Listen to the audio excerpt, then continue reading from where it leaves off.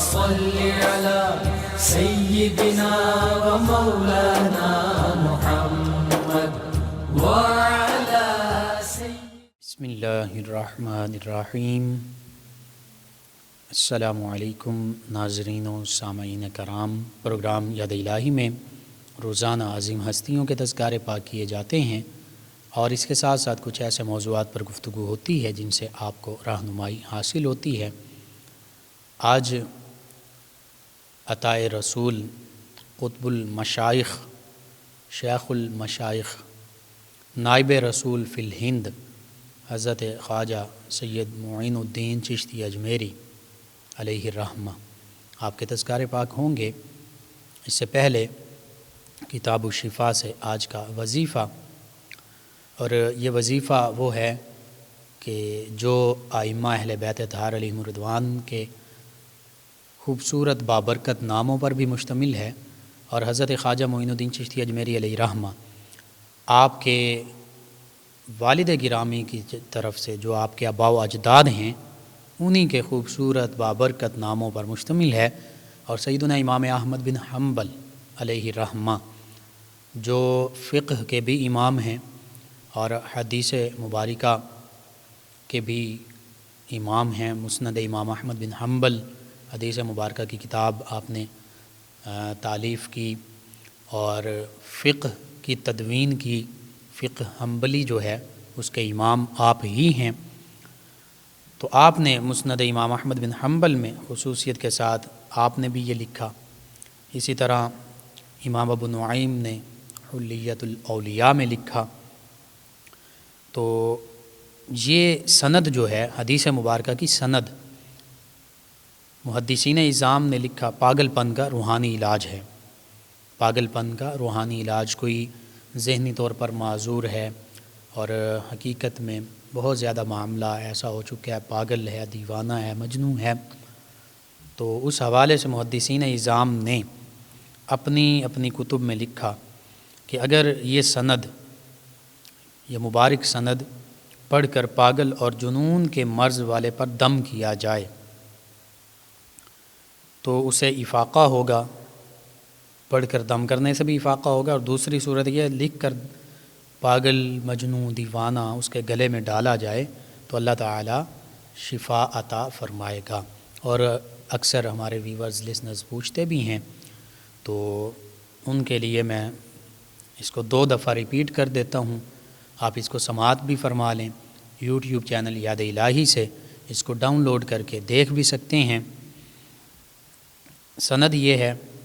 حدثنا علی بن موسیٰ الرضا، حدثنا علی بن موسیٰ الرضا، حدثنی ابی موسیٰ بن جعفر، حدثنی ابی موسیٰ بن جعفر، حدثنی ابی جعفر بن محمد، حدثنی ابی جعفر بن محمد، حدثنی ابی محمد بن علی، حدثنی ابی محمد بن علی، حدثنی ابی علی بن الحسین بن علی، حدثنی ابی علی بن الحسین بن علی، حدثنی ابی الحسین بن علی، حدثنی ابی الحسین بن علی، حدثنی ابی علی بن ابی طالب، حدثنی ابی علی بن ابی طالب، حدثنا رسول اللہ صلی اللہ علیہ وآلہ وسلم، حدثنا رسول اللہ صلی اللہ علیہ وآلہ وسلم عن جبریل علیہ السلام، عن جبریل علیہ السلام۔ یہ حدیث مبارکہ کی سند ہے۔ اور سیدنا علی جو ہیں امام علی، انہوں نے اپنے والد گرامی علی رضا، امام علی رضا، انہوں نے یہ حدیث مبارکہ بیان کی اور انہوں نے اپنے والد گرامی سے سماعت کی، انہوں نے اپنے والد گرامی سے، یوں یہ سلسلہ متصل ہوتا ہوا سیدنا علی المرتضیٰ کرم اللہ وجہ الکریم تک پہنچا، اور سیدنا علی المرتضیٰ کرم اللہ وجہ الکریم نے آقا کریم صلی اللہ علیہ وآلہ وسلم سے یہ حدیث مبارکہ سماعت کی، اور آقا کریم صلی اللہ علیہ وآلہ وسلم تک یہ اللہ کا جو پیغام ہے یہ سیدنا جبریل امین علیہ السلام نے پہنچایا۔ تو یوں یہ حدیث مبارکہ کی جو مبارک سند ہے اس کو سلسلۃ الذہب بھی کہا گیا، قیمتی موتیوں کی لڑی، قیمتی سلسلہ، نورانی سلسلہ۔ تو یہ کسی پاگل پر، مجنوں پر، دیوانے پر، کوئی بھی بہت زیادہ جو ذہنی طور پر معذور ہے اس پر اس کو پڑھتے رہیں، لکھ کر اس کے گلے میں بھی ڈال دیں، انشاءاللہ اللہ سبحانہ وتعالی نے چاہا تو اللہ سبحانہ وتعالی اسے شفائے کاملہ عطا فرمائے گا۔ تو یہ ضرور آپ کو ضرورت ہے، ضرور اپنے معمول کا حصہ بنائیے۔ اسی طرح بعض اوقات پاگل کتا کاٹ لیتا ہے یا موذی کیڑے مکوڑے جو ہیں حشرات الارض یہ کاٹتے ہیں، تو ان کا روحانی علاج، چاہے پاگل کتا کاٹ لیں یا دیگر کوئی درندے یا حشرات الارض کیڑے مکوڑے جو نقصان دہ ہیں، ڈنگ مارتے ہیں، کاٹتے ہیں، تو ان کا علاج جو ہے روحانی علاج 3 ہیں، سماعت فرما لیں۔ سب سے پہلا سورۃ الطارق 30ویں پارے میں اس کی آیت مبارکہ 15، 16 اور 17، 15 سے 17 تک 3 آیات بینات روٹی پر لکھ کر متاثرہ شخص کو 40 دن تک کھلاتے رہیں، یعنی روزانہ روٹی پر یہ لکھیں اور اس کو 40 دن تک یہ روٹی کھلائیں، انشاءاللہ پاگل کتے کے زہر سے محفوظ رہے گا اور جلد صحت یاب ہوگا۔ آیات بینات اور ترجمہ سماعت فرما لیں۔ بسم اللہ الرحمن الرحیم، انہم یکیدون کیدا وَأَكِيدُ كَيْدًا فَمَهِّلِ الْكَافِرِينَ أَمْهِلْهُمْ رُوَيْدًا۔ اللہ سبحانہ وتعالی فرماتا ہے بے شک وہ کافر پرفریب تدبیروں میں لگے ہوئے ہیں، اور اللہ فرماتا ہے میں اپنی تدبیر فرما رہا ہوں، بس آپ کافروں کو ذرا مہلت دے دیجئے۔ نبی کریم صلی اللہ علیہ وآلہ وسلم سے ارشاد فرمایا کہ حبیب صلی اللہ علیہ وآلہ وسلم آپ کافروں کو ذرا مہلت دے دیجئے، زیادہ نہیں، بس تھوڑی سی مہلت، انہیں تھوڑی سی ڈھیل اور دے دیجئے۔ تو یہ آیات بینات جو ہیں روزانہ روٹی پر لکھ کر کھلاتے رہیں۔ جو پاگل کتا کاٹا ہے یا دیگر موذی کیڑے مکوڑوں نے کاٹا ہے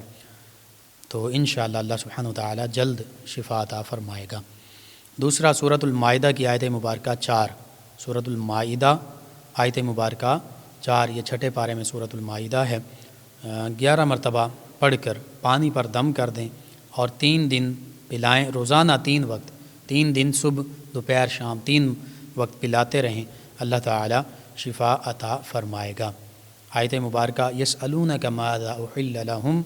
قل احل لکم الطیبات وما علمتم من الجوارح مکلبین تعلمونہن مما علمکم اللہ فکلوا مما امسکنا علیکم واذکروا اسم اللہ علیہ واتقوا اللہ ان اللہ سریع الحساب۔ اور تیسرا علاج یہ ہے پاگل کتا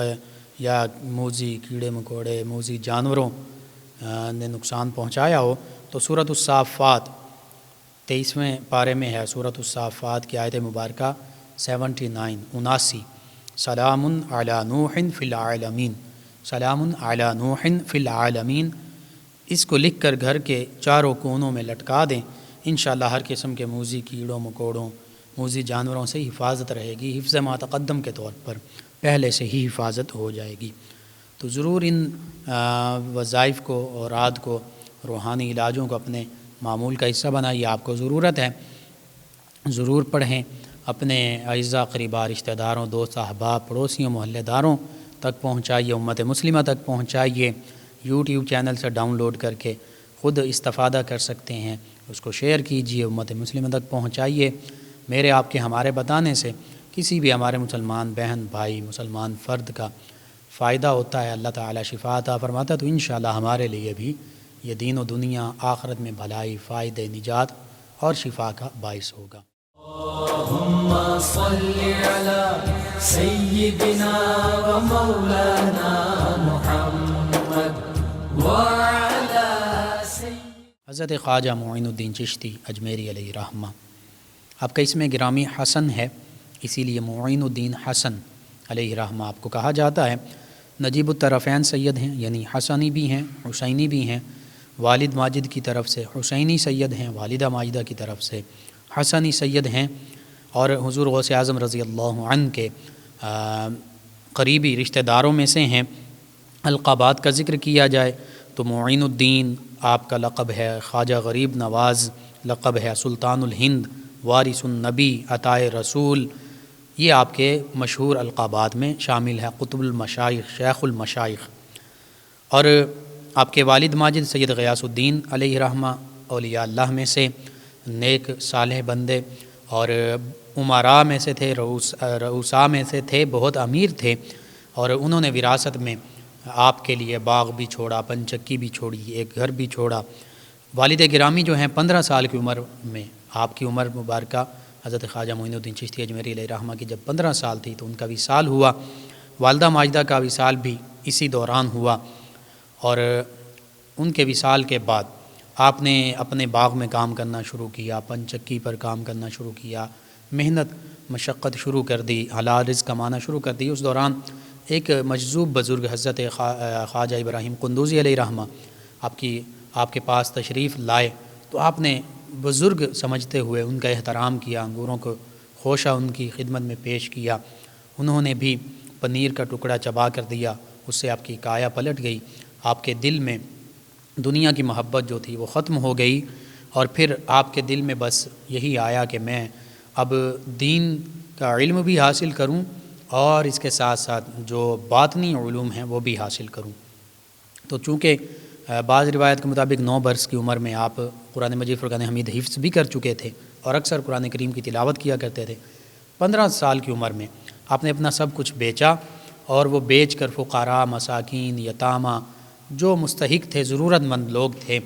ان میں تقسیم کر دیا، اور خود سمرقند کا راستہ جو ہے اختیار کیا۔ سمرقند میں مولانا حسام الدین بخاری علیہ رحمہ اور دیگر علماء کرام جو اس وقت کے جید علماء تھے، ان کے سامنے زانوئے تلمذ طے کیے، 5 برس تک ظاہری علم حاصل کیا، اور قرآن، حدیث، فقہ، تمام علوم حاصل کیے۔ اس کے بعد پھر تزکیہ باطن کے لیے، باطنی علوم حاصل کرنے کے لیے دنیا کی سیر و سیاحت کی مختلف علاقوں میں پہنچے، حتیٰ کہ جو نیشا پور اس وقت کا ایران کا ایک یہ صوبہ تھا، اس کا علاقہ ہارون، وہاں پہنچے تو حضرت خواجہ عثمان ہارونی علیہ رحمہ ان کی بارگاہ میں حاضر ہوئے، ان سے بیعت ہوئے، اور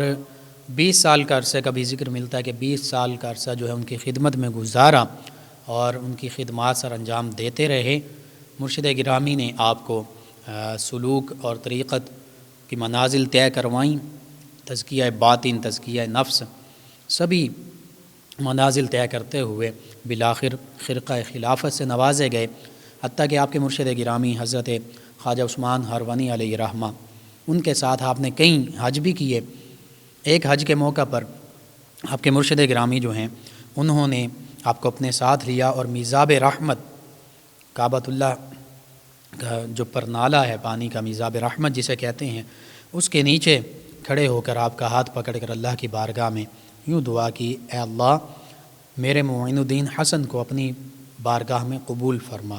تو بس ہاتف غیب سے یہ آواز آئی، معین الدین ہمارا دوست ہے، ہم نے اسے قبول کیا۔ پھر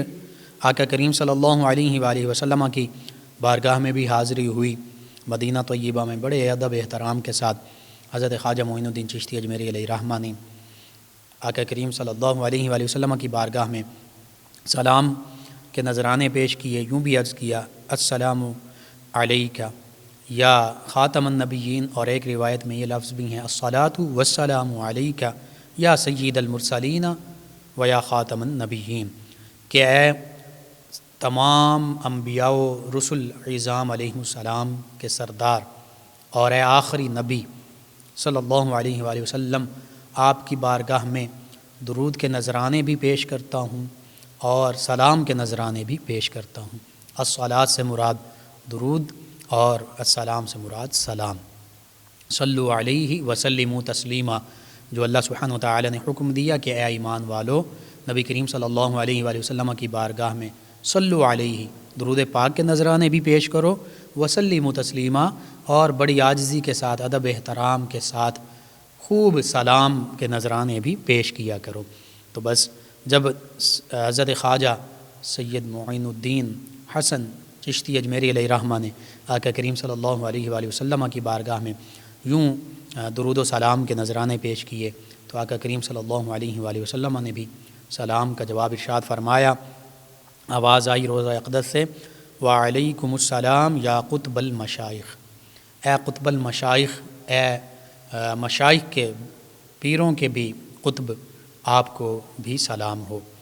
تو نبی رحمت صلی اللہ علیہ وآلہ وسلم ہی کی نظر رحمت آپ پر تھی، حتیٰ کہ آقا کریم صلی اللہ علیہ وآلہ وسلم کی بارگاہ میں حاضری کے موقع پر آپ کو آقا کریم صلی اللہ علیہ وآلہ وسلم کی طرف سے یہ بشارت ملی کہ اے معین الدین، تو ہمارے دین کا معین ہے، یعنی دین کا کام کرنے والا ہے، دین کا مددگار ہے. تجھے ہندوستان کی ولایت عطا کی، تو اجمیر جا، تیرے وجود سے بے دینی دور ہوگی اور اسلام رونق پذیر ہوگا. تو بس نبی رحمت صلی اللہ علیہ وآلہ وسلم ہی کے حکم پر حضرت خواجہ معین الدین چشتی اجمیری علیہ رحمہ مدینہ طیبہ سے روانہ ہوتے ہیں اور پھر مختلف علاقوں سے ہوتے ہوئے سمرقند، بخارا، بغداد شریف، نیشا پور، تبریز، اوش،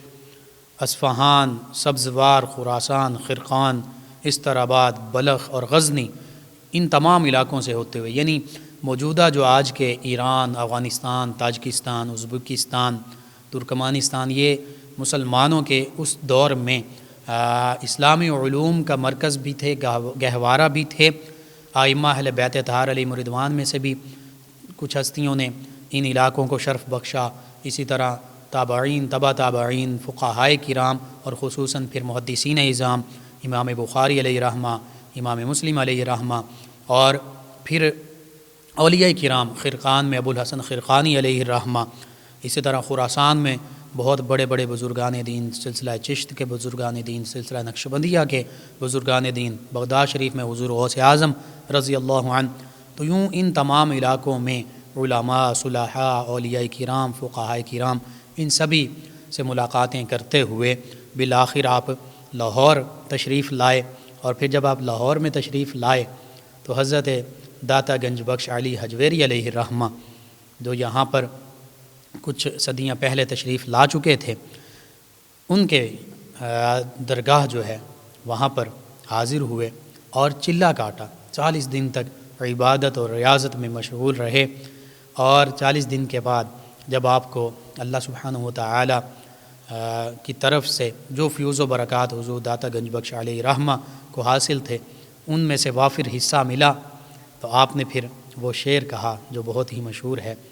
گنج بخش فیض عالم مظہر نور خدا، ناقصاں را پیر کامل کاملاں را رہنما. کہ حضرت داتا گنج بخش علیہ رحمہ جو ہیں، یہ گنج بخش ہیں، اللہ سبحانہ و تعالی کی رحمت کے خزانے جو ہیں یہ امت تک، لوگوں تک پہنچاتے ہیں، اور آپ کا فیض جو ہے وہ سارے عالم پر جاری ہے. پوری دنیا سے لوگ آپ کی بارگاہ میں حاضر ہوتے ہیں اور فیوز و برکات حاصل کرتے ہیں. اور آپ مظہر نور خدا، آپ نور خدا کا مظہر ہیں. اور اس کے بھی کئی معنی ہیں. ایک معنی یہ بھی ہے، اللہ کے نور سے اللہ نے اپنے پیارے حبیب مکرم صلی اللہ علیہ وآلہ وسلم کو تخلیق فرمایا، تو نور خدا کا مظہر ہیں، اللہ کے انوارات کا مظہر ہیں، نبی رحمت صلی اللہ علیہ وآلہ وسلم کے اوصاف و کمالات کا مظہر ہیں. کہ حضور داتا گنج بخش علی حجویری علیہ رحمہ بھی سادات کرام میں سے ہیں، نبی رحمت صلی اللہ علیہ وآلہ وسلم کی اولاد اطہار میں سے ہیں. تو مظہر نور خدا ہیں، نور خدا کا مظہر ہیں. اور پھر آپ نے لکھا ناقصاں را پیر کامل، کہ حضرت داتا گنج بخش علی حجویری علیہ رحمہ ناقصوں کے لیے جو راہ طریقت میں ناقص ہیں، ابھی اس راستے پر چل رہے ہیں، ان کے لیے آپ پیر کامل ہیں، کامل اکمل مکمل رہنما ہیں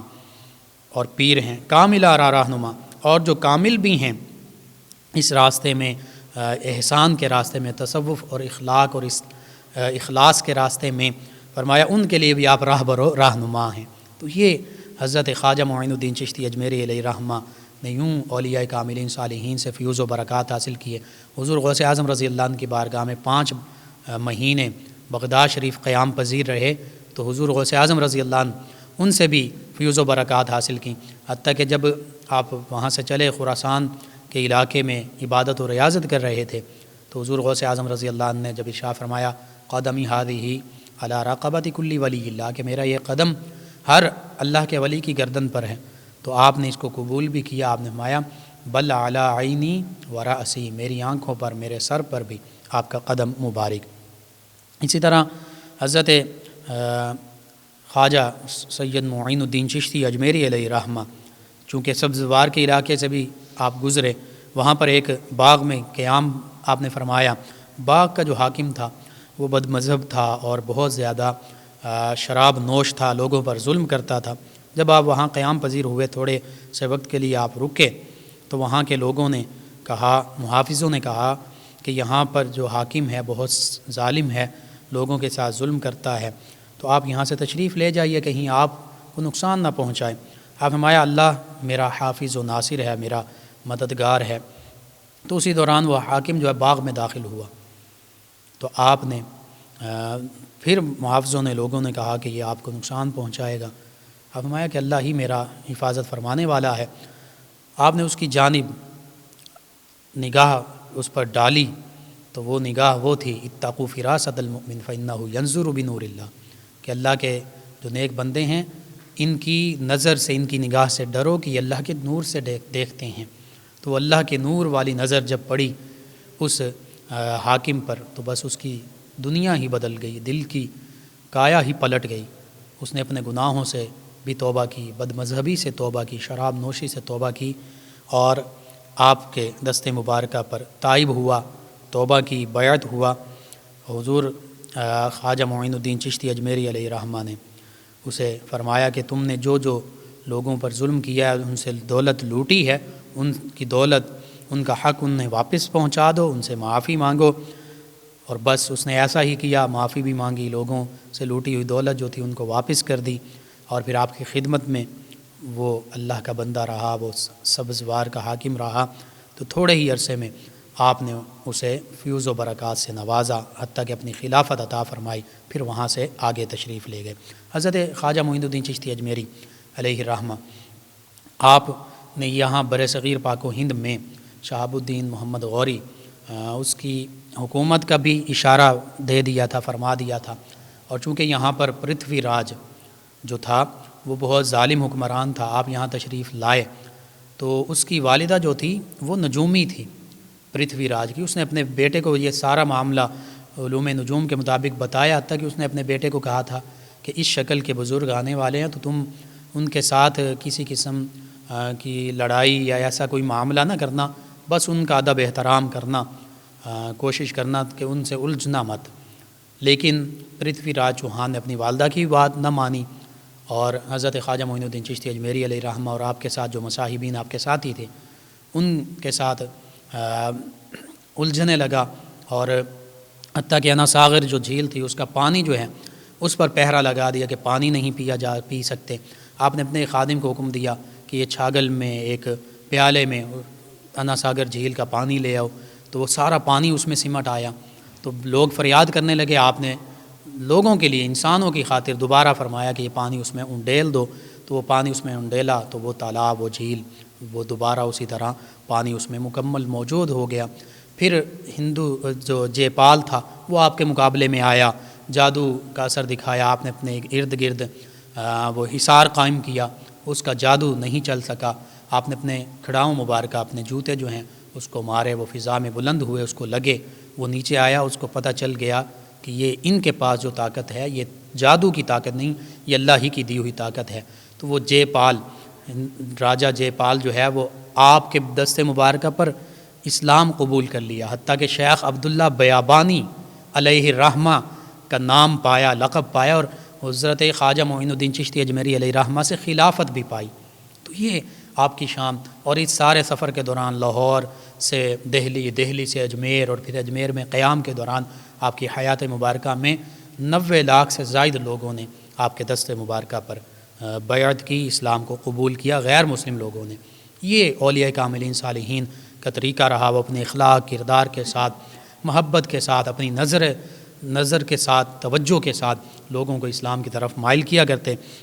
آپ کے اوصاف کا ذکر کیا جائے، پوری رات اللہ کی عبادت میں محو رہتے، مشغول رہتے، عشاء کے وضو سے فجر کی نماز ادا کرتے، قرآن مجید فرقان حمید کی تلاوت دن رات کرتے، دن میں بعض اوقات 2 مرتبہ قرآن مجید فرقان حمید مکمل پڑھ لیا کرتے، دوران سفر بھی، چونکہ آپ حافظ قرآن تھے، قرآن مجید فرقان حمید ہی کی تلاوت جاری رہتی، کھانا بہت کم تناول کیا کرتے، حتیٰ کہ فرماتے کہ کھانا کم کھانا چاہیے تاکہ زیادہ کھانے کی وجہ سے سستی، نیند یا غنودگی عبادت میں رکاوٹ نہ ڈال دے۔ حتیٰ کہ آپ کے بارے میں منقول ہے کہ آپ 7 دن کے بعد صرف 2-2.5 تولہ وزن کے برابر روٹی پانی میں بھگو کر کھایا کرتے، سادہ لباس زیب تن کیا کرتے، صرف 2 چادروں پر جو مشتمل ہوا کرتا، اس میں بھی کہیں پیوند لگے ہوتے، آقا کریم صلی اللہ علیہ وآلہ وسلم کی سنت مبارکہ کے مطابق سادگی اختیار کرتے، پڑوسیوں کے ساتھ اچھا سلوک کرتے، ان میں سے کوئی بیمار ہوتا تیمارداری کرتے، فوت ہو جاتا جنازے میں شامل ہوتے، حتیٰ کہ لوگوں کے چلے جانے کے بعد بھی وہاں موجود ہوتے، اس کی مغفرت بخشش کی دعا کیا کرتے، لوگوں کے ساتھ بہت اچھا سلوک کیا کرتے، لوگوں کو معاف کر دیا کرتے، کبھی اپنی ذات کی خاطر بدلہ نہ لیا کسی سے، ہاں اسلامی دینی حمیت کی بات آتی تو اس پر کبھی کمپرومائز نہ کرتے، مصلحت کا شکار نہ ہوتے، ببانگ دہل منع کرتے کہ یہ اسلام کے خلاف یہ معاملہ ہے، اس سے رک جاؤ۔ اللہ سبحانہ و تعالیٰ کی خشیت اور تقوی ایسا طاری تھا کہ اکثر اللہ کی بارگاہ میں رو رو کر گڑیا زاری کیا کرتے، التجائیں کیا کرتے، اور لوگوں سے فرماتے کہ اے لوگوں، اگر تم زیر خاک سوئے ہوئے لوگوں کا حال جان لو تو مارے خوف کے کھڑے کھڑے پگھل جاؤ۔ اسی طرح لوگوں کے عیوب کی پردہ پوشی فرمایا کرتے، آپ کے لوگ اپنے راز بتاتے، ان رازوں کو کبھی نہ کھولا کرتے، حتیٰ کہ لوگوں کے عیوب اگر آپ کو پتہ چلتے کبھی بھی عیوب کو لوگوں کے سامنے بیان نہ کرتے، پردہ پوشی کرتے۔ یہی حدیث مبارکہ میں ہے کہ اپنے مسلمان بھائی کی پردہ پوشی کرو، دنیا میں تو آخرت میں اللہ سبحانہ و تعالیٰ تمہارے گناہوں کی پردہ پوشی فرمائے گا۔ تو اس حوالے سے آپ کی سیرت، آپ کا اخلاق، آپ کا کردار جو ہے آج بھی ہماری رہنمائی کر رہا ہے۔ ضرورت اس امر کی ہے کہ ہم ان اولیاء کاملین صالحین سے محبت بھی کریں، اور جہاں محبت کا دم بھرتے ہیں ان کی تعلیمات کی پیروی کرنے کی کوشش کریں، ان کے سیرت اخلاق، ان کے کردار کو فالو کریں، تو انشاءاللہ ہماری زندگیاں بھی بہتر ہو سکتی ہیں۔ اللہ سبحانہ و تعالیٰ سے دعا ہے اللہ تعالیٰ ان عظیم ہستیوں کے نقش قدم پر ہمیں چلنے کی توفیق عطا فرمائے، آمین۔ اللہم صل علی سیدنا و مولانا محمد وعلی آپ سماعت فرما رہے ہیں پروگرام یاد الہی۔ ناظرین سامعین، اس دوران ہمیں جوائن کیا ہمارے لسنر ہیں، انہوں نے نام نہیں لکھا، کہتے ہیں بھائی شادی کا وظیفہ بتا دیں۔ جس حوالے سے میں عرض کرتا ہوں، سورہ اخلاص کو 90 مرتبہ 90 دن تک 41 مرتبہ روزانہ رات کو سونے سے پہلے پڑھیں، اللہ سے دعا کریں، انشاءاللہ اللہ تعالیٰ بہتری فرما دے گا۔ ناظرین سامعین، ان کے علاوہ حسن صاحب حاصل پور سے یہ ہیں، اور یہ کہتے ہیں السلام علیکم۔ جی وعلیکم السلام، شکریہ آپ کا۔ نذیر احمد صاحب انہوں نے ہمیں جوائن کیا، اور ان کے علاوہ ہمارے ساتھ ہیں ہمارے لسنر میں ظفر اقبال صاحب، یہ کہتے ہیں کہ میرے بھائی کو مرگی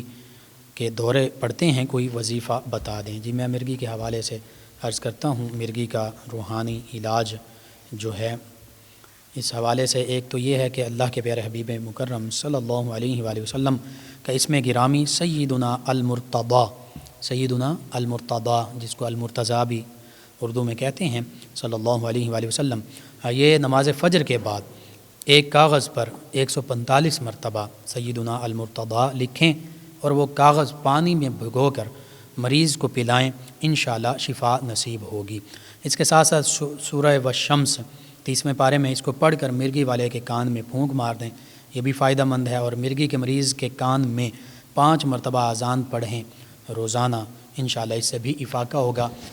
یہ مرگی کے تینوں روحانی علاج لازمی اپنائیں، ان پر عمل کریں، اللہ تعالیٰ انشاءاللہ شفا عطا فرمائے گا۔ ناظرین سامعین، ان کے علاوہ ہمارے ایک لسنر کہتے ہیں بھائی جان اگر کوئی رشتہ توڑوا رہا ہو تو اس کا وظیفہ، جی بالکل یہ غلط معاملہ حدیث مبارکہ میں آتا ہے کہ کسی کے رشتے پر اگر بات چیت ہو چکی ہو، طے پا چکا ہو، تو اس پر کوئی اور رشتہ بھیجنا بھی، یہ بھی مسلمان اپنے بھائی کا حق جو ہے وہ تلف کرنا ہے، تو اس سے بھی روکا گیا ہے، تو برا عمل ہے۔ اس حوالے سے میں یہی عرض کروں گا، آپ